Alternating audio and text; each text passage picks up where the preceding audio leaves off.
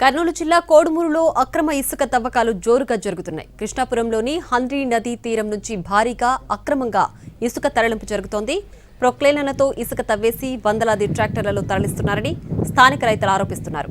ఇసుక తరలిస్తున్న ట్రాక్టర్లను అడ్డుకున్నారు. అయితే అది హంద్రీ నది ఇసుక కాదని, పట్టా భూముల్లోని ఇసుకని తరలిస్తున్నామని టీడీపీ మద్దతుదారులు వాదిస్తున్నారు.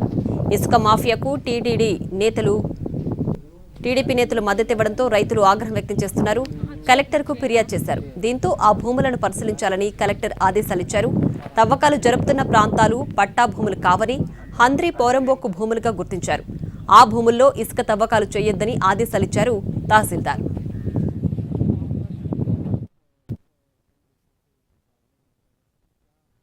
గారి ఆదేశాల మేరకు ఈ కోడుమూరు మండలం హంద్రీ పరిసర ప్రాంతాల్లో జరుగుతున్న ఇసుక రవాణాపై పోలీసు, రెవెన్యూ, మైనింగ్ వాళ్ళతో కలిసి ఈరోజు ఇన్స్పెక్ట్ చేయడం జరిగింది.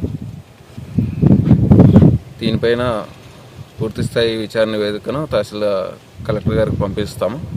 అదేవిధంగా ఇకపై ఇక్కడ ఎటువంటి మైనింగ్ జరగకుండా 24/7 సచివాలయ సిబ్బందితోనూ పోలీసు వారితోనూ కాపలా